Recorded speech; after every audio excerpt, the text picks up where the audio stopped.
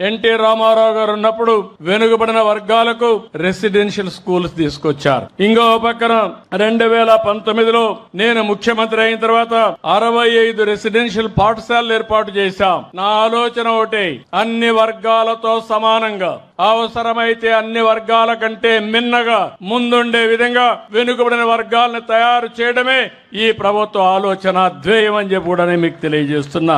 108 BC residential schools ఉంటే 75 దాకా Telugu Desam party హయాంలో వచ్చాయి. మత్స్యకారు కుటుంబాలకి దగ్గర ఒక 9 రెసిడెన్షియల్ స్కూల్స్ పెట్టాం. కొన్ని స్కూల్స్ ఉంటే ఇవన్నీ కూడా జూనియర్ కాలేజీలుగా చేసి ముందుకు పోయే పరిస్థితి తీసుకొచ్చాం. వెనుకబడిన వర్గాల పిల్లల్లో మాణిక్యాలున్నారు. సరైన చేయూతిస్తే బ్రహ్మాండంగా రాణించే అవకాశాలుంటాయి.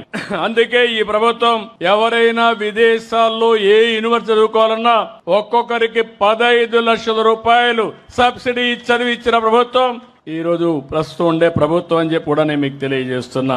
సివిల్స్ గాని రాష్ట్ర స్థాయిలో ఉండే గ్రూప్ 1 గాని ట్రైనింగ్ ఇవ్వడానికి కూడా ప్రత్యేకమైన శ్రద్ధ పెట్టాం. ఇంకో పక్కన మీరు చూస్తే 405 కోట్ల రూపాయలు సంక్షేమ హాస్టల్ కోసమే ఖర్చు పెడుతున్నాం. ఇంకో పక్క 76 కోట్లు పెండింగ్ ఉంటే నేను ఒకటే మంత్రి గారు చెప్పాను, ఎవరైనా సరే కొంత వెయిట్ చేస్తాం గాని ఈ ప్రభుత్వానికి మొదటి ప్రాధాన్యత వెనుకబడిన వర్గాల సంక్షేమం. దీంట్లో ఏమాత్రం కూడా నిర్లక్ష్యం లేకుండా పనిచేస్తామని హామీ ఇచ్చాను. ఇంకో పక్క మీరు చూస్తే ఆంధ్రప్రదేశ్ మొత్తం తెలుగు రాష్ట్రాల్లో బీసీ స్టడీ సర్కిల్స్ పెట్టాం. సివిల్ సర్వీస్ కోసం కోచింగ్ సెంటర్లు పెట్టాం. ఇలాంటి మీరు చూసినప్పుడు అమరావతిలో కూడా పర్మనెంట్ గా సివిల్ సర్వీస్ కోచింగ్ సెంటర్ ఏర్పాటు చేస్తున్నాం. దానికి కూడా 500 మందికి ఒక్కొక్క బ్యాచ్ లో ట్రైనింగ్ ఇచ్చే ఏర్పాట్లు చేస్తున్నాం.